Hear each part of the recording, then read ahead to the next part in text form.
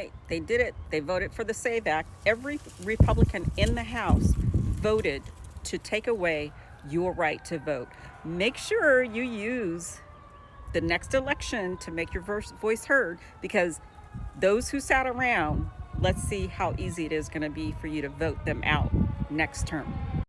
Hello guys, welcome back to Inside Republic. On today's video, we are talking about the SAVE Act. Well, the SAVE Act aims to safeguard US elections by requiring proof of citizenship to vote, reinforcing election integrity while stirring debate over access and discrimination. Kindly like and share this video, subscribe and follow for more videos like this, and show us some extra love. You can send us some super thanks. We'll truly appreciate that. Now let's watch the following video clips. Well, it would appear that MAGA has received their weekly talking points, and this week it's the SAVE Act. And we foolish liberal women, well, we're overreacting as usual.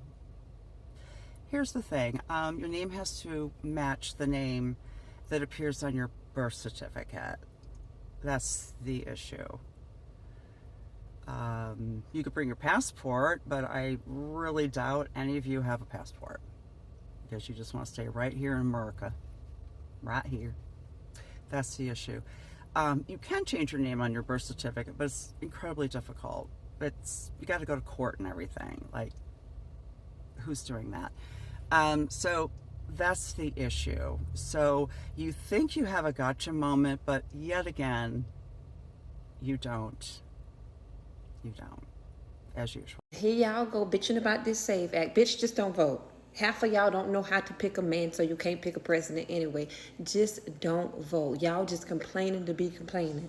Oh, men don't have to do this. Bitch, even the vice president had a name change, so men don't get their name changed. Grab your ID and your birth certificate. If the proof is in the numbers anyways, like I said. Y'all don't get wifed up. Majority of the women that vote Democrat are single women. Half of y'all, I just showed y'all the statistics. Y'all not even married anyways. A man don't want to put up with y'all. You're emotionally unstable and you're operating in masculine energy. So if you do got a man that's putting up with you, then he's probably the one that's going to need to show extra identification, because he's a femme. He's probably the one that had the name change, because all y'all over there operate in masculine energy. That's why you don't like Trump, because you don't like to see a man be masculine. So miss me with all this frustration. Oh, women shouldn't have to go through. Well, then don't get married, ho. Don't get married, or don't vote, or tell your femme husband to change his last name to yours. Okay? So, Patriots, the SAVE Act has passed, which will now disenfranchise over 69 million married women. Patriots, this is Secret Service Sam, president here of TikTok. I'm on my vacation, as most presidents need, after all the stress of handling a huge multi-conglomerate media company, but I do it with just grace and pleasure. It's my pleasure. Now, I digress.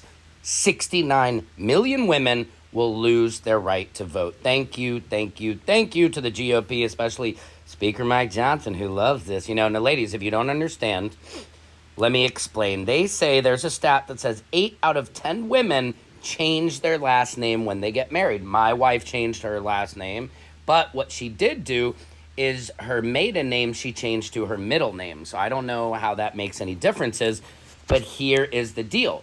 If your married name does not match your birth certificate, you cannot vote.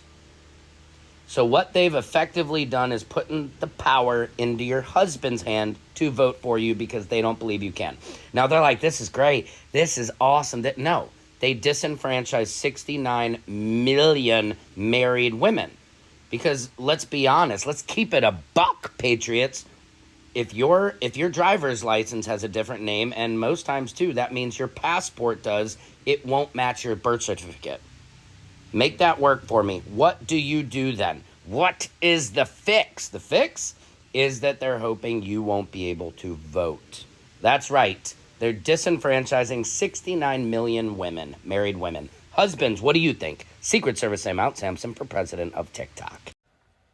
Danny, my birth certificate is never going to match my other documents if I changed my name after I got married.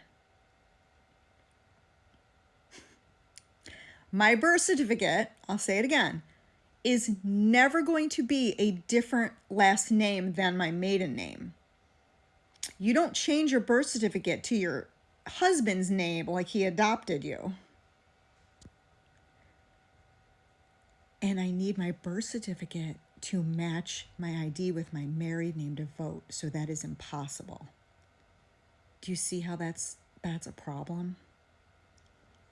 So the U.S. House has passed the SAVE Act. We've talked a bit about how this will disenfranchise a lot of women. I don't think I've seen anybody talk about how this will disproportionately impact Black people. My parents were born in the 50s in small towns in Mississippi. My mother was in her 50s when she could finally get a birth certificate. I don't know how we've gotten to this point where we've just forgotten recent history. Not my grandmother, my mother did not have a birth certificate. Do you know how many Black people in this country don't have official documents? I have my great-grandfather's family Bible. It's not because I'm religious. It's because back in the day, the family Bible, the big juicy joint, is where Black people would record records of marriage, records of birth, because they didn't have documents. So many of you were being little bitches on my post about all the people being illegally detained. They've been doing this for years. Why should I care because it's happened to white people? Because if it's happening to white people, you are absolutely 100% not fucking safe, you fucking moron. You think it's gonna stop with taking away your right to vote? What do you think is gonna happen to Black people who don't have birth certificates? What the fuck is wrong with you? So I love how for the past few months, women have been screaming about how capable and strong women are. They're strong enough to lead the country, strong enough to run STEM, strong enough to hold protests. But apparently they're too dumb to figure out how to get an ID. Really?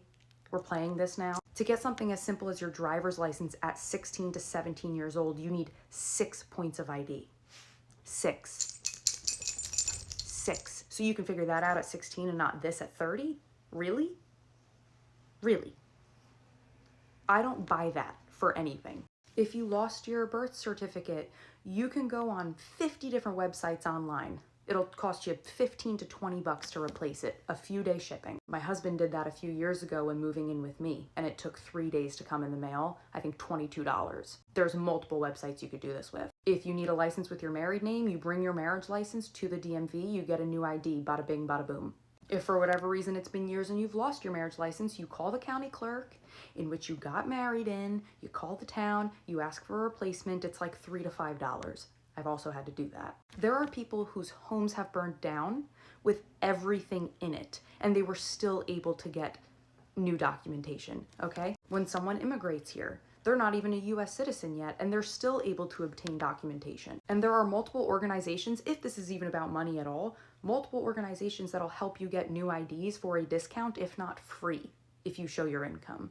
Like, there's absolutely zero excuse for any of you to not be able to figure this out if you have access to the internet, which obviously you all very much do. The SAFE Act, designed to ensure only US citizens vote in federal elections, has sparked a whirlwind of reactions.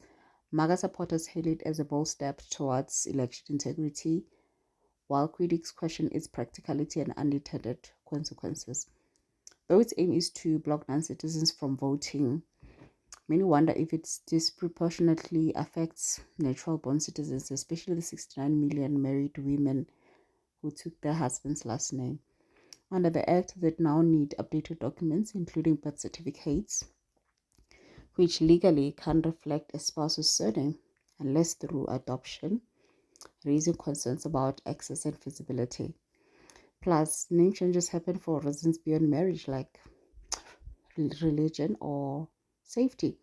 So are those individuals now burdened too?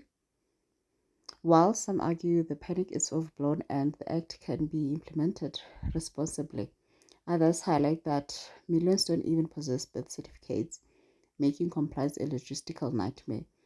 At its core, the SAFE Act applies to federal elections and aims to tighten voter eligibility, but the real debate lies in how it touches the lives of everyday Americans and whether it unintentionally creates barriers for the very citizens it seeks to protect. That's it for now. Kindly like this video and share, and do comment what do you think about the SAFE Act. Until next time, take care.